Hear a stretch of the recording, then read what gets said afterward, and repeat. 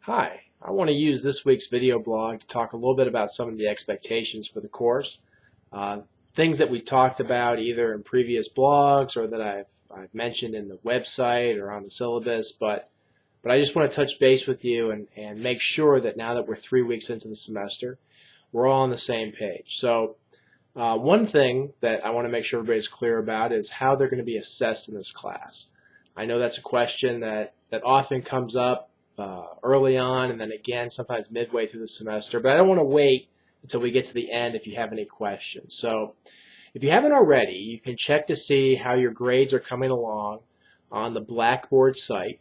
On the left-hand column, there's a grade center, and in there you should be able to see grades for your quizzes. You should be able to see grades for the discussion board and comments from me about your discussion board grade that helps explain why you got the grade that you did and maybe what some of my expectations would be for you moving forward.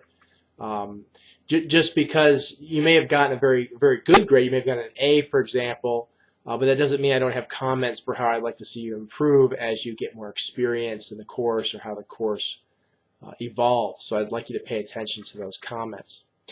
As you do that, if you have any question at all about how you're assessed in the class or how you get the grade that you got, I'd like you to share that with me now so that we all feel comfortable as a group that you have a very clear understanding of how you're being assessed in this class.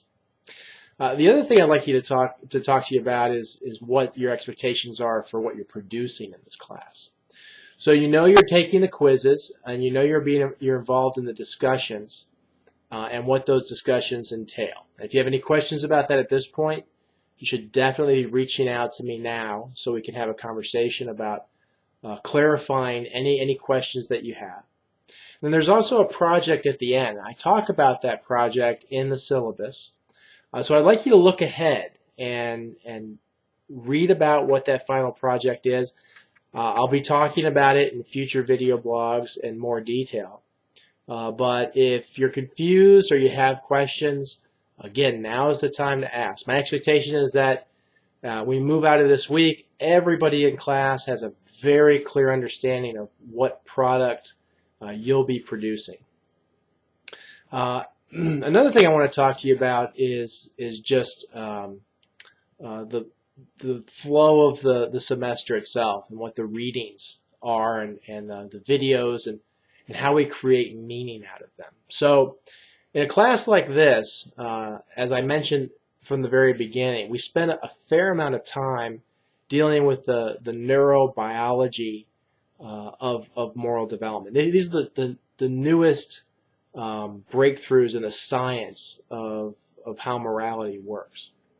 And so we're going to spend time developing that foundation, talk about some of the developmental features of morality and how it develops throughout the lifespan. And we'll start to transition towards applying those to cases. And so in the weeks to come, we'll talk about cheating scandals on college campuses, and we'll talk about moral decisions that executives face, that people face in relationships, that people face in schools. And we'll also talk about systems and how you develop moral systems, family systems, classroom systems, larger organizations and businesses, even societies. And so hopefully you'll see how we take these foundational pieces, this understanding the science, the different elements of how morality comes to be what we see, how we interact with a moral problem.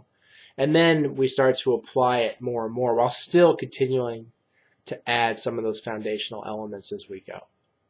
So if you have any questions about how you're assessed, about how the content evolves in this class, but what the expectations are for you, or anything else that you might have as an expectation for this course that is being met and you want to reinforce that with me, that you really appreciate certain parts of the course, or that are not being met and that you either hope that we would talk about or hope that we would proceed in a particular way, please don't wait till the end of the semester to let me know about that. Let me know about it now. It's a small enough class that I'm happy to customize some of this experience for you in a variety of different ways. And most importantly, I want this work to be valuable for you. And so if you have ideas about how it can be a more valuable experience for you, I want to hear those ideas, and I'll do my best to try to make this as positive a learning experience for you as I can. So far, I've gotten lots of good questions and also lots of good feedback from you. If you're asking questions and you don't get the answer that you were hoping for, or you don't quite understand my response, again, just keep working with me. The message I want to send you with this video blog is that I'm here to help you.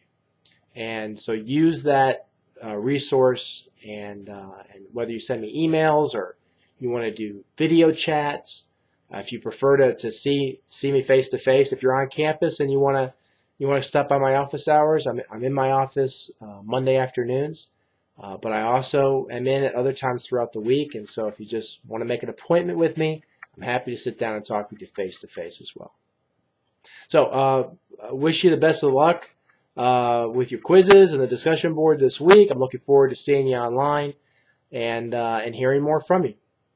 Thanks.